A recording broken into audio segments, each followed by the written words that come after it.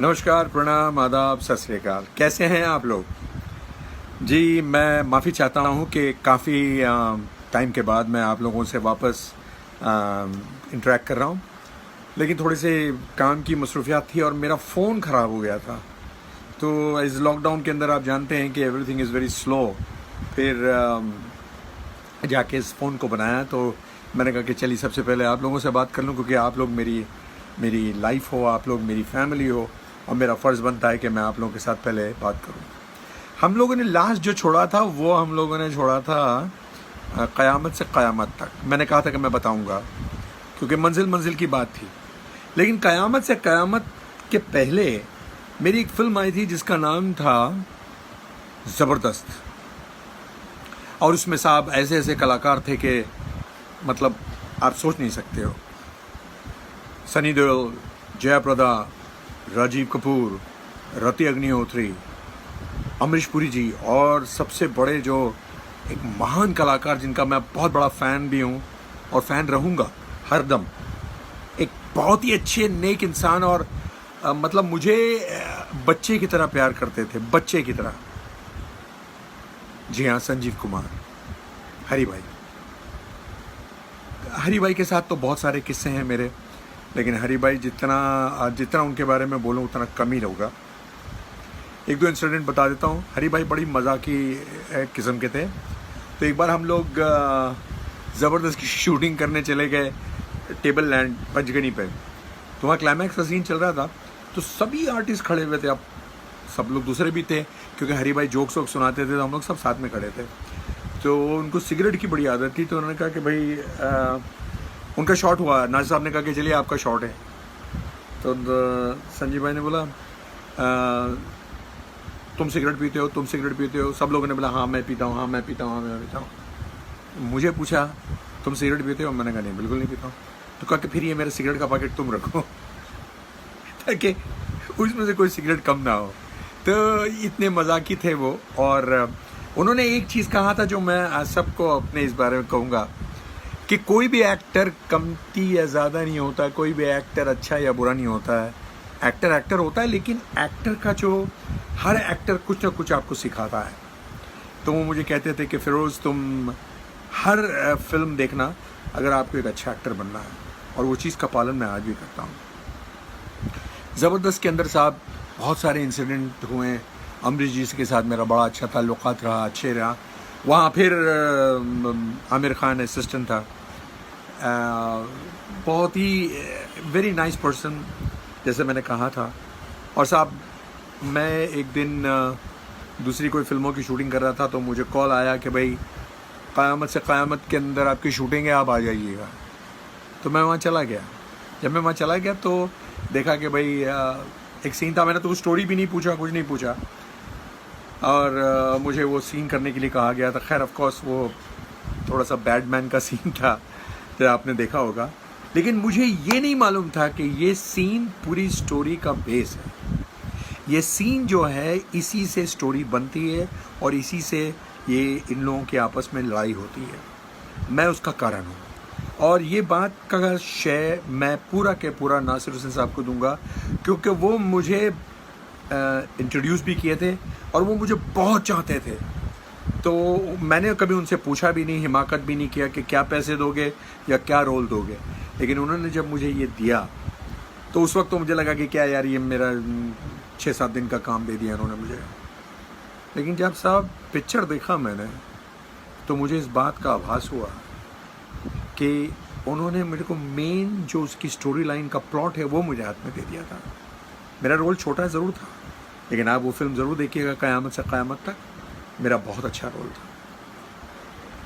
दोस्तों, ज़िंदगी के अंदर हमको आगे बढ़ना है, और आगे बढ़ते बढ़ते मैं सिर्फ इतना ही कहूँगा कि आप लोग अपना अपना ख्याल रखिएगा, सुरक्षित रहिएगा।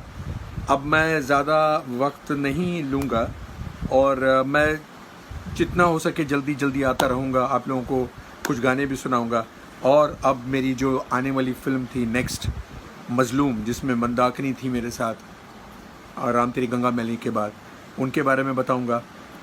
एक इंसिडेंट आपको यहाँ जाते जाते मैं बता दूँ कि ज़बरदस्त में राजीव कपूर, जिनको हम प्यार से चिंपू कहते हैं, वो मेरे बड़े अच्छे दोस्त बन गए थे यार, मतलब आज भी हैं वो। और मुझे बहुत अच्छा लगता है उनसे बात करने के लिए, क्योंकि is a very nice person. हुआ ये था साहब कि हम लोग शूटिंग कर रहे थे महबूब स्टूडियो में, और वहाँ पूरी स्टार कास्ट थी, और संजीव कुमार साहब का एक 3.5-4 पेज का डायलॉग था, तो उनको वो बोलना था।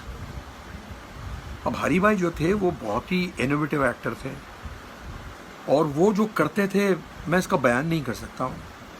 तो वो सीन ये था कि उनको ये बताना नहीं है सनी देओल को कि तुम मेरे बेटे हो और ये लोग तुम्हारे मतलब तुम्हारे दुश्मन हैं।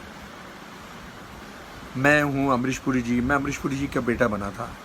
तो सर आप बिलीव करेंगे, उन्होंने नासिर साहब ने कहा कि भाई टेक करें, तो उन्होंने पढ़ा वड़ा कहा कि हाँ, सब साइलेंस, और उन्होंने टेक दिया।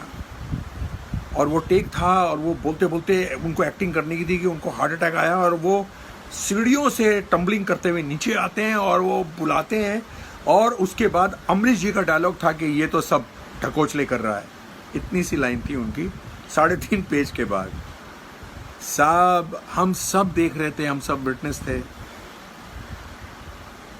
हरी भाई ने जिस तरह से जो डायलॉग बोला, और वो उन्होंने इतनी रियलिटी लेकर आ गए कि जब वो गिरे, मतलब टंबल वंबल करके धड़ धड़ धड़ नीचे आए, और वो सनी देओल को बुलाते हैं, तो हम सब ये समझे कि उनको सचमुच कुछ मार लग गई। अमरीश जी अपने डायलॉग भूल गए और उनको बचाने चले गए। तो हरी भाई बोले, अमरीश जी आपका ये सीन नहीं था, आपका डायलॉग था। तो एनीवे उसके बाद सेकंड टेक हुआ। सेकंड टेक के अंदर अमरीश जी वही सोच रहे थे कि मेरा डायलॉग कब आएगा, मेरा डायलॉग कब आएगा, और वापस वो सीन वैसे ही हुआ। अब हरी भाई तो अपने हिसाब से डायलॉग करते थे, अपने हिसाब से सब करते थे, तो उन्होंने जो किया तो वो वापस फिर अमरीश जी फंबल कर गए। तो 2 बार हो गया था, लंच टाइम हो रहा था।